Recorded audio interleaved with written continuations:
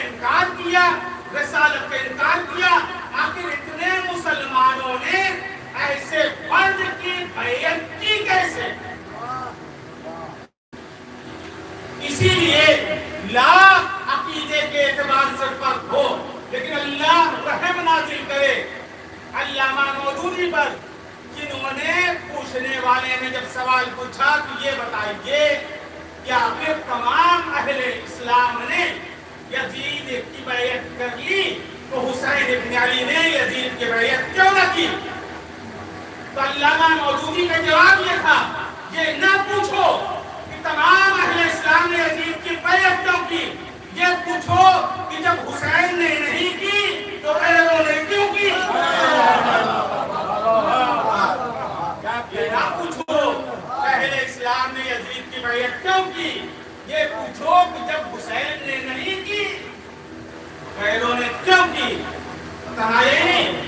یزید وحی کا منکر تھا، اب اس کی نگاہ میں یہ فیصلہ ہو گیا تھا کہ ہم نے وحی کا انکار کیا، مسلمانوں سے کوئی ایسا نہیں تھا جو یہ کہے یزید تو نے وحی کا انکار کیوں کیا؟ ہم نے رسول کی رسالت کو کھیل بنایا، کسی نے ہم سے آ کے نہ کہا کہ یزید تو نے رسول کی رسالت کو کھیل کیوں کہا؟ رسول کی رسالت کی گواہی ہم دیتے ہیں، اور جب تک ہم گواہی نہ دیں رسالت کی مسلمان نہیں ٹھہرتے، کوئی آ کے کہنے والا نہیں۔ یزید سوچ یہ رہا تھا کہ تمام مسلمان خاموش ہیں، ہم نے قرآن کو جھٹلایا، تمام مسلمان خاموش ہیں، ہم نے رسول کو جھٹلایا۔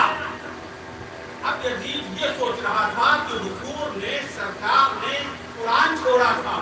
قرآن کو ختم کرنے کے بعد بھی کوئی مسلمان نہ جاگا، جب قرآن کے خاتمے کے پر کوئی مسلمان نہ جاگا تو اب اگر اہل بیت کو ختم کیا جائے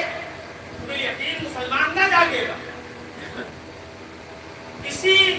خاتمے کے لیے، یعنی اہل بیت کو ختم کرنے کے لیے یزید نے گھیرا بندی کی، حسین کو کربلا تک جانا پڑا، کربلا میں حسین کو شہادت نصیب ہوئی۔ اب یزید سوچ رہا تھا کہ اہل بیت کو ہم نے ختم کر دیا، قرآن تو پہلے ختم شدہ ہے، اگر مثالیں چاہیے بہت سی مثالیں، قرآن پہلے سے ختم ہو چکا ہے، کوئی مسلمان نہ جاگا،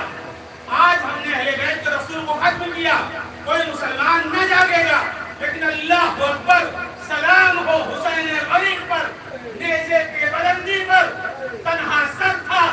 سر کے ہوتے ہوئے بغیر جسم کے تلاوت قرآن کر کے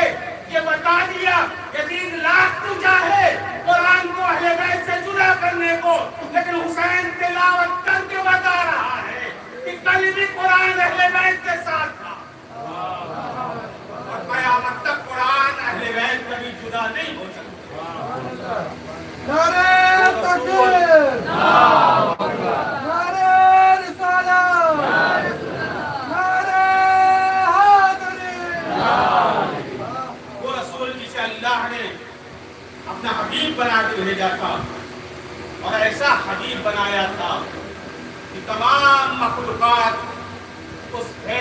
حبیب کے صدقے میں خلق تھی۔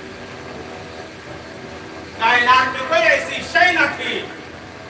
جو حبیب کے منزل پر آ سکتا، منزل تو بہت دور کی بات ہے، کائنات میں کوئی ایسی شے نہ تھی جو یہ کہہ سکے کہ ہمارا وجود ذاتی ہے،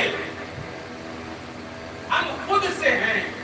کائنات کی ہر شے محتاج ہے اس بات کے اقرار پر کہ اگر ہمارا وجود ہے تو صدقہ ہے مصطفیٰ کا، ہم ہیں تنہا اور صرف صدقہ مصطفیٰ کی، یعنی کائنات کی ہر شے صدقہ کی، کوئی شے نہیں ہے